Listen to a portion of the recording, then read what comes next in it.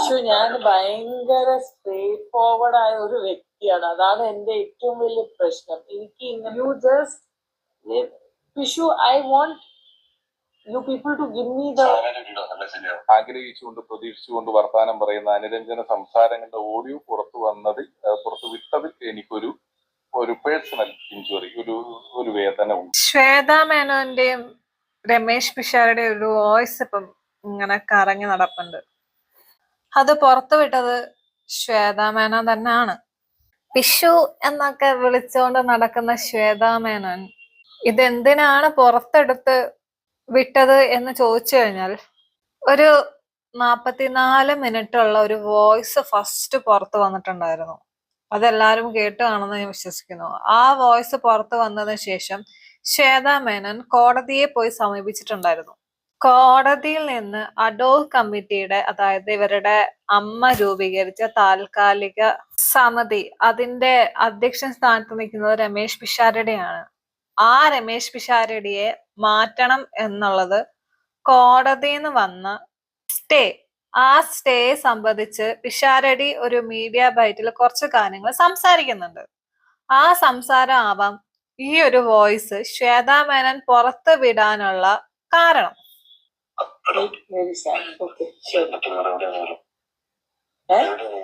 ഞാൻ crown Plaza. ഞാനിവിടെ എന്റെ ഹസ്ബൻഡ് ഇന്ന് വൈകുന്നേരം വരും. അപ്പൊ ഞാന് ഇവിടെ വന്ന ഇതിൽ ഇത്ര ചിരിക്കാൻ വേണ്ടി മാത്രം എന്തെങ്കിലും ഉണ്ടോ എന്ന് ചോദിച്ചു കഴിഞ്ഞാൽ എനിക്കറിഞ്ഞൂടാ. പിഷാരടിയെ സപ്പോർട്ട് ചെയ്യുന്ന ആൾക്കാർക്ക് പറയാം ഇത് കോമൺ ആയിട്ട് സംസാരിക്കുന്നതല്ലേ, ഫ്രണ്ട്സിന്റെ ഇടയിൽ വരുന്നതല്ലേ എന്നൊക്കെ. ഫ്രണ്ട്സിന്റെ ഇടയിൽ വന്ന ഒരു കാര്യമാണെങ്കിൽ, അത്രയും കംഫർട്ട് ആയിട്ടുള്ള ഒരു സോണിലാണ് നിന്നിട്ടാണ് ഇത് സംസാരിക്കുന്നതെങ്കിൽ ഈ വോയിസ് എന്തിന് ശ്വേതാ മേനോൻ പുറത്തു വിട്ടു? രണ്ടാമത്തെ കാര്യം, അതില് ശ്വേതാ മേനോൻ സംസാരിക്കുന്ന രീതിയിൽ തന്നെ ഭയങ്കര ഫ്രസ്ട്രേറ്റഡ് ആണെന്നും കാണിക്കുന്നുണ്ട്. അത് ചിലപ്പം ഈ അമ്മയുടെ ഭാഗമായിട്ട് ബന്ധപ്പെട്ട് ഇത്രയും കാര്യങ്ങൾ നടക്കുന്നതിന്റെ ഇടയില് ആയിരിക്കാം. അവിടെ കോമഡിയും കൊണ്ടുപോയത് പിഷാരടിക്ക് പറ്റിയ തെറ്റല്ലേ? ആണ്. സോ ഇനി വരുന്നത് എന്താണെന്ന് വെച്ച് കഴിഞ്ഞാൽ അങ്ങോട്ട് അനുഭവിക്കുക, വേറെ ഒന്നും ചെയ്യാനില്ല. ഇപ്പൊ തന്നെ രാഹുൽ മാങ്കൂട്ടത്തിന്റെയും പിഷാരടിയുടെയും ഫോട്ടോകൾ വെച്ചിട്ട് കോഴികൾ എന്ന് വരെ പോസ്റ്റ് ഇറങ്ങി തുടങ്ങിയിട്ടുണ്ട്. വല്ല കാര്യം ഉണ്ടായിരുന്നോ?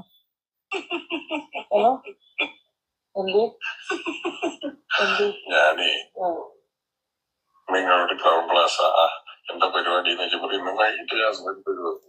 അല്ല, അതല്ല, ഞാൻ അങ്ങനെയല്ല, ബോംബെന്ന് ഊപ്പര് വരും എന്നാ ഞാൻ പറഞ്ഞത്. ജോക്ക് അടിക്കേണ്ട സമയമല്ല പിഷാരടി. കാരണം ആ ഒരു സംസാരത്തിൽ നിന്ന് തന്നെ ശ്വേതാ മേനോന് ഇതിനോടൊട്ടും താല്പര്യമില്ല, അല്ലെങ്കിൽ ഇതിലൊട്ടും കംഫർട്ട് അല്ല എന്നുള്ളത് കാണിക്കുന്നുണ്ട്. അത് പിഷാരടിക്ക് മനസ്സിലായിട്ടില്ല. അതോ മനസ്സിലായിട്ടും മനസ്സിലായില്ല എന്ന രീതിയിൽ സംസാരിച്ചതാണോ? എന്തായാലും ഈ സാധനം പുറത്ത് വന്നപ്പം ഇപ്പൊ നല്ല രീതിയിൽ പെട്ടേക്കുന്നത് ആരാ? പിഷാരടി മാത്രം. കോഴി എന്ന് വരെ ആൾക്കാരെ കൊണ്ട് പറയിച്ചു.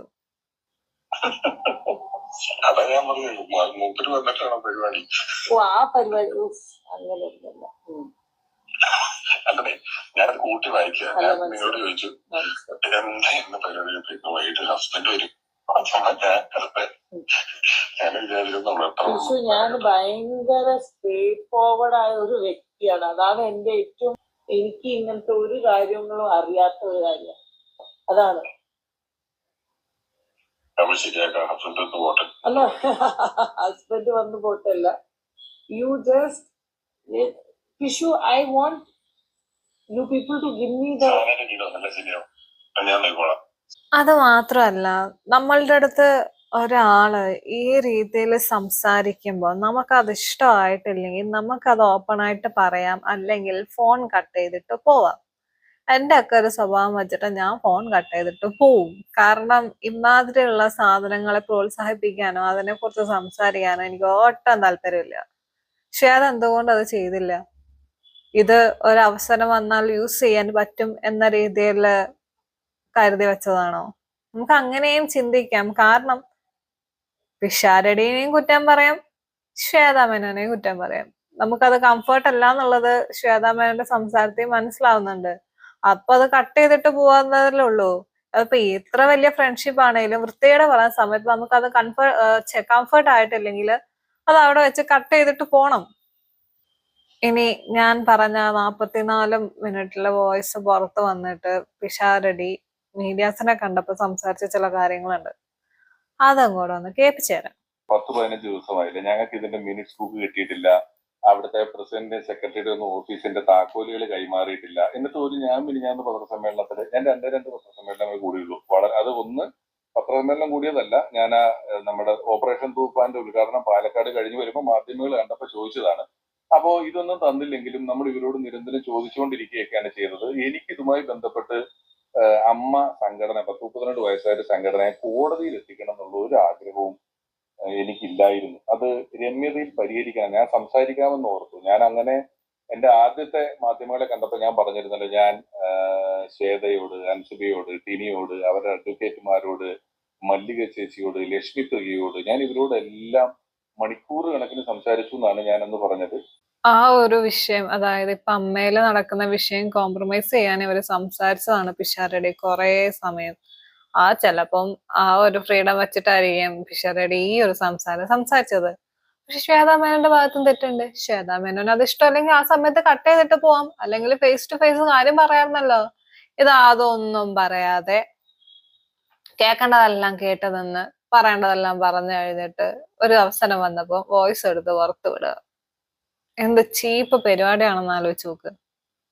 ഇതിപ്പം ബാധിക്കാൻ പോകുന്നത് ഏത് രീതിയിലായിരിക്കും എന്ന് ആലോചിക്കണം. MLA ആണ്, അപ്പൊ 2 രീതിയിൽ ഇത് ബാധിക്കും. ഒന്ന് ആക്ടർ എന്ന രീതിയിൽ, 2 MLA എന്ന രീതിയിൽ.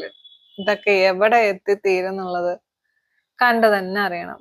പലവിധം കോഴികൾ എന്നും പറഞ്ഞിട്ട് രമേശ് പിഷാരടിയുടെയും രാഹുൽ മാങ്കൂട്ടത്തിന്റെയും ഫോട്ടോ ഇപ്പം നെറ്റിലാണേലും ഇൻസ്റ്റഗ്രാമിലാണേലും എല്ലായിടത്തും പ്രചരിച്ചുകൊണ്ടിരിക്കുന്നുണ്ട്. കണ്ടറിയാം. പിഷാരടി ചോദിച്ചു മേടിച്ചതാ.